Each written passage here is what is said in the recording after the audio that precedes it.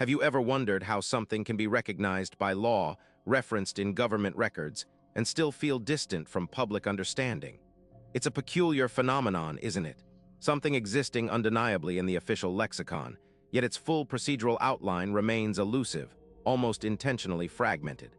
We often expect clarity from official sources, a comprehensive narrative, but sometimes what we receive are scattered fragments, each piece true in isolation, yet never forming a complete picture. Today, we're going to slowly unpack one of the most publicly acknowledged facilities in the United States, and yet one that remains procedurally difficult to follow.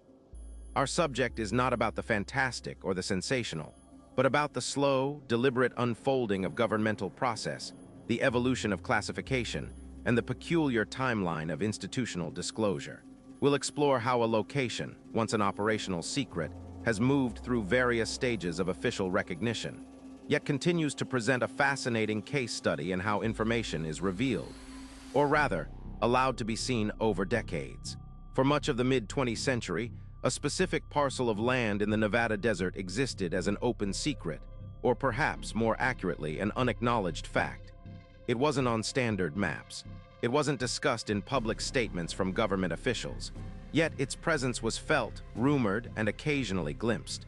This was the operating location near Groom Dry Lake, or, as it would become colloquially known, Area 51. Its initial purpose was deeply embedded in the nascent stages of Cold War reconnaissance, specifically as a testing ground for advanced aerial platforms. The initial classification was total, reflecting a national security imperative to develop and test technologies away from prying eyes, both foreign and domestic. The very act of not acknowledging its existence was, in itself, a procedural decision, a deliberate blank space in the public record. The public's initial encounter with this site was largely through indirect means. Overflights were reported, unusual aircraft sightings became local lore, and gradually a narrative began to form outside of official channels. This created a peculiar dynamic, a facility operating with full governmental backing, yet existing in a public shadow, where its very non-existence was the official stance. This stance, however, was inherently unstable, especially as the operational footprint grew and the number of individuals involved expanded. The shift from total operational secrecy to a grudging, legally compelled acknowledgement unfolded over a long period, driven not by a sudden change of heart, but by specific external pressures, primarily legal challenges and environmental concerns. One of the earliest and arguably most significant procedural shifts came in the 1990s. In 1994, a lawsuit, Casa v. Browner, was filed by former civilian contractors and employees who alleged that they had been exposed to toxic materials while working at the facility, which they identified as the operating location near Groom Dry Lake. Their claims involved the improper disposal of hazardous waste, leading to health issues. This legal action forced the government to respond in a court of law, rather than through public statements. What followed was a pivotal moment in the procedural history of Area 51. The government, rather than denying the existence of the facility outright, invoked what is known as the state secrets privilege. This legal doctrine allows the government to withhold information in a lawsuit if its disclosure would threaten national security. Crucially, the government also sought and received an exemption from certain environmental regulations for the operating location. This was formalized through a series of presidential determinations, signed by President Bill Clinton. In 1995, and then annually thereafter, President Clinton issued determinations explicitly stating that the Air Force's operating location near Groom Dry Lake, Nevada, was exempt from certain provisions of environmental laws, specifically the Resource Conservation and Recovery Act, RCRA. Now, consider the nature of this acknowledgement. It was not a broad public declaration. It was a highly specific, legally couched exemption designed to protect classified operations from environmental litigation. The name Area 51 was not used in these official documents. Instead, the more bureaucratic operating location near Groom Dry Lake, Nevada, was consistently employed. This precise legalistic language provided official recognition of a place and its operations, but simultaneously delimited the scope of what was being acknowledged. The government acknowledged its existence and its exemption status, but not its full operational history or specific activities.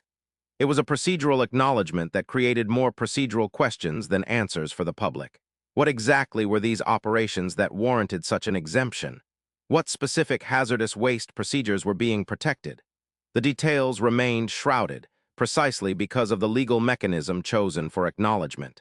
For years following these presidential determinations, the public continued to seek a more comprehensive understanding. Freedom of Information Act, FOIA requests were filed, historical researchers dug through archives, and the term Area 51 solidified in public consciousness, largely independent of official confirmation. The government's stance remained consistent. Specific operations at specific locations existed, and certain aspects were classified for national security reasons. The procedural pathways for declassification, designed for most government programs, seemed unusually slow and opaque for this particular site. Typical declassification processes usually follow a predictable pattern. Documents are reviewed after a certain period, often 25 years, or when the sensitivity of the information has diminished. They are then either released in full, redacted, or withheld entirely.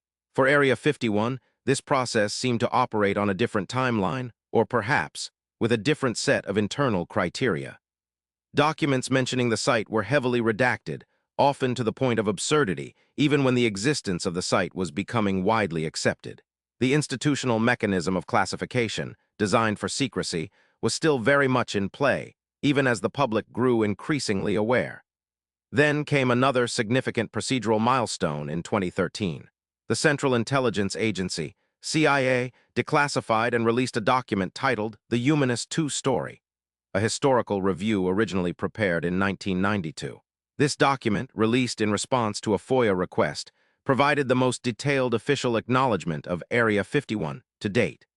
It explicitly identified the site as a testing facility for the Humanist II spy plane program during the Cold War.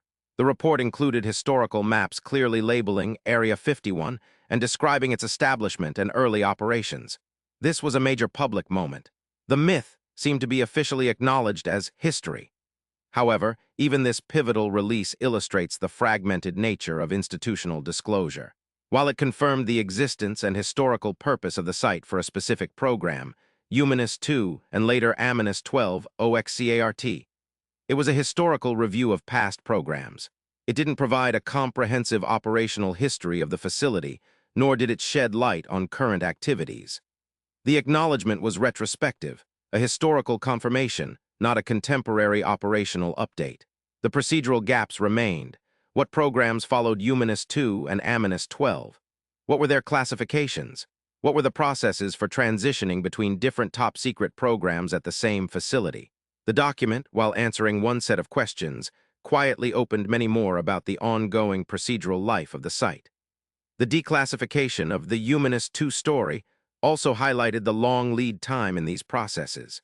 The report itself was written in 1992, but only released, with redactions, in 2013.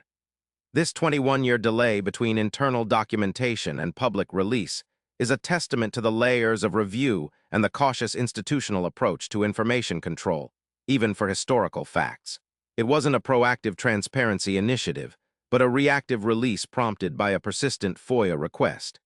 The act of declassification in this context was a procedural response within a legal framework, not a voluntary public outreach.